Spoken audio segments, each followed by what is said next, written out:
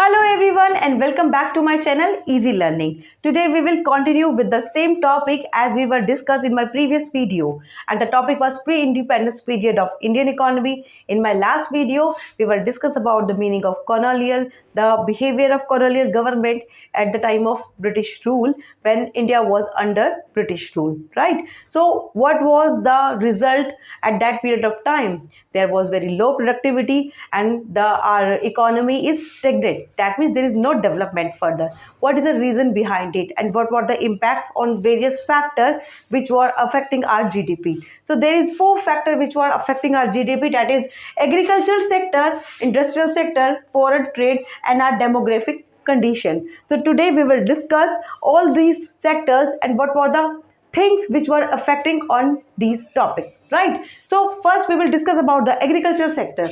Agriculture sector में आप notice करेंगे the thing is land settlement system. ये लैंड सेटलमेंट सिस्टम क्या होता है? दैट इज कॉल्ड द जमींदारी प्रथा. इसमें क्या होता है, द लैंड ऑनर जो होता है वो अपनी जो लैंड है वो किसी को भी रेंट पे देता है और जो फार्मर्स होते हैं वो रेंट पे ही बिल्डिंग को ऑन करते हैं और उसके ऊपर अपनी खेती बाड़ी करते हैं. But the thing is the jamidar is only have interest for their interest. That means they are charging interest in form of lagan and they are charging without taking the economic interest of the farmers, right?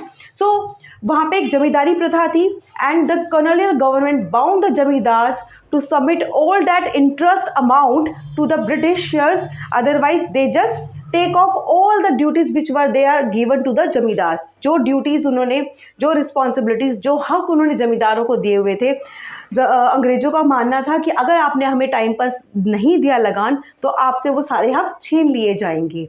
तो ज़मींदारी system क्या था? ज़मींदार farmer से interest लगान वसूल करते थे और एक प्रॉपर टाइम पे अगर वो उन्होंने नहीं दिया तो वो उनके ऊपर बाउंड करते थे कि they have to pay at a proper date, otherwise ज़मींदारों के हक ले लिए जाएंगे.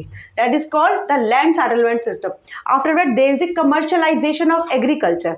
Commercialisation of agricultural means the agricultural pattern is doing, the crops are grown not for the self consumption, it is for the sale in the market, right? That means जो भी फसल उगाई जाती थी उसका मोटिव सेल्फ कंजम्पशन नहीं होता था, खुद का खाना नहीं होता बल्कि मार्केट में बेचना होता था. इस सिस्टम के वजह से जो फार्मर्स हैं, जो किसान थे, उनका डेवलपमेंट नहीं हो पाया because they are growing cash crops only and because of that they are not be able to develop themselves, right? After that we will discuss about the third point, that is low level of productivity. Low level of productivity is one of the major factor of the agricultural sector. That was because of that our agricultural sector was stagnant at that period of time. That was, there was no use of new technology they are providing to the farmers. Britishers ने किसानों को bound किया हुआ है कि आपको अपने वही रीति रिवाजों से, वही खाद उर्वरकों से अपनी फसलों को उगाना है. वो उनको कोई नई वही high yielding variety of seeds provide नहीं करते थे जिनके वजह से फसलों का उत्पादन अच्छा हो सके. कोई न्यू टेक्नोलॉजीज नहीं आते थे, कोई नए मेथड्स नहीं आते थे, जिसके वजह से हमारी जो एग्रीकल्चर सेक्टर था वो एक स्टैग्नेंट हो गया था. Right, now we will discuss about our fourth point, that is scarcity of investment. Scarcity of investment, that means that we don't have so much of investment. We don't have, the farmers don't have so much of amount to utilize in this agricultural field. That means the investment, उनको बहुत सारी चीज़ों का देखना होता था कि जैसे पानी जो मिला है वो खारा पानी है, उस पानी में से नमक को दूर करके उस पानी को अपने फसलों के लिए कैसे यूज़ किया जाए. The drainage thing, the food, the other things, they are not able to handle all these things. That means they don't have that much of investment to use in our agricultural sector, right? Then we will discuss with our second point, that is industrial sector. Industrial sector क्या है? Although जब हम अपनी GDP की बात अपनी next videos में करेंगे तब हम आपको बताएंगे कि जीडीपी होता क्या है और हमारे भारत में जितने भी सेक्टर्स हैं जिससे हम अपनी इनकम को जनरेट करते हैं वो कैसे काम में आती हैं और कैसे सेक्टर्स, सब अपने अपने अलग अलग सेक्टर्स अपना योगदान देते हैं हमारी जीडीपी को बनाने के लिए, right? So now we will discuss about our second point, that is industrial sector. अब उस टाइम पीरियड में क्या हुआ करता था, डिक्लाइन ऑफ हैंडीक्राफ्ट। जैसे कि हमने अपनी पहली वीडियो में बताया था, हमारे भारत में कुशलता की कमी नहीं थी।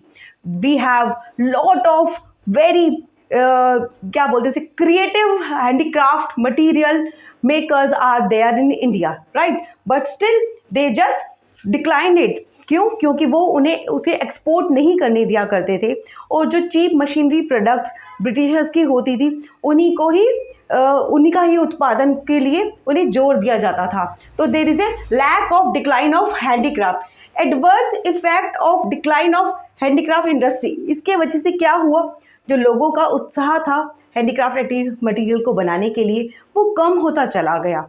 जब कम होता चला गया, जहाँ एक लेवल पे वो एक्सपोर्ट किया करते थे, वो जो एक्सपोर्ट सरप्लस हुआ करता था वो कम होता चला गया। इसके वजह से क्या हुआ, हमारा एक एडवर्स इफेक्ट पड़ गया हमारे हैंडीक्राफ्ट मटीरियल पर, right. So now we will discuss about the lack of capital goods. Capital goods क्या होते हैं? Capital goods are machineries from which we are making small things, right. So Britishers are not providing any kind of capital goods, machineries or tools to the Indians. ऐसा कुछ भी वो provide नहीं करते थे जिससे कि हम कोई भी चीज़ है, कोई भी गुड्स को प्रोड्यूस कर रहे हैं, उसकी क्वालिटी या उसकी कॉस्टिंग कम हो।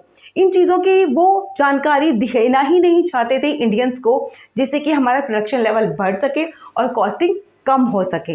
सो there is a lack of capital goods in industrial sector at that period of time. That means that British period के टाइम पे हमारा जो इंडस्ट्रियल सेक्टर था वो ग्रो नहीं कर पाया because of all these reason. The one more thing is low contribution to GDP. जब हम उत्पादन उस लेवल पर कर ही नहीं पाएंगे तो उस उत्पादन का कितना पोर्शन हम अपने जीडीपी को दे पाएंगे? उसमें इंडस्ट्रियल इंडस्ट्रियल सेक्टर को अपना पार्ट जीडीपी को देना चाहिए था, वो नहीं मिल पाया।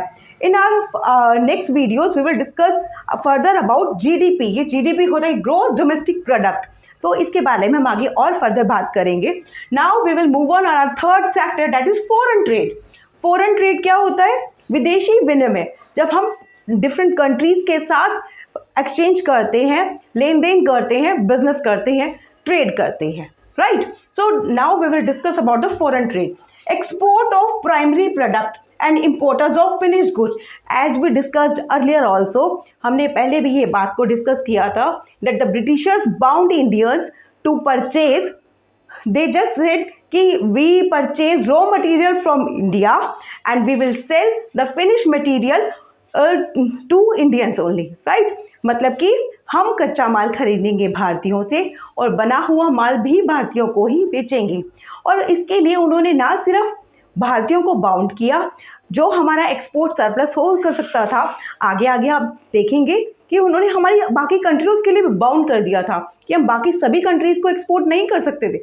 Half of the things are sending और सेलिंग टू ब्रिटेन ओनली। इनके हम जितना भी हमारा प्रोडक्शन लेवल होता था उसका आधा भाग ब्रिटेन को ही चला जाता था। That means monopoly controlled. जो हमारा नेक्स्ट पॉइंट है that is called monopoly control. This is the same thing कि मोनोपोली बन गई थी कि जो भी भारत अपना माल को एक्सपोर्ट करना चाहता है उसका हाफ ब्रिटेन को ही जाता था। There are small countries like China and Italy and many more जिनको एक स्मॉल अमाउंट एक्सपोर्ट हुआ था, लेकिन half of the production were exported to Britain only. Now we will discuss the drain of economic wealth. इससे हुआ क्या, हमारी जो इकोनॉमिक वेल्थ है वो सब कूड़े के भाव जाती रही। दैट मीन्स कि we will not be able to grow. हम अपनी जो एक्सपोर्ट से एक्सपोर्ट सरप्लस जनरेट कर सकते थे वो जनरेशन नहीं हो पाया। Now we will move on our fourth point that is demographic condition, right. इन सारी चीज़ों की वजह से हमारी जो डेमोग्राफिक कंडीशन थी उसका क्या इम्पैक्ट हुआ? There are many economics at that point of time also that, जैसे कि दादा भाई नारोजी थे या VKRV राव थे, उन्होंने कुछ अपनी रिपोर्ट्स भी तैयार करी। But our first census was done, official census was done in 1881, but उसके भी हमें कोई बहुत कंसिस्टेंट रिजल्ट्स नहीं मिले। And after that it was doing after 10 years, right. इससे हुआ क्या, डेमोग्राफिक कंडीशंस में हम पाते हैं कि high birth rate and death rate.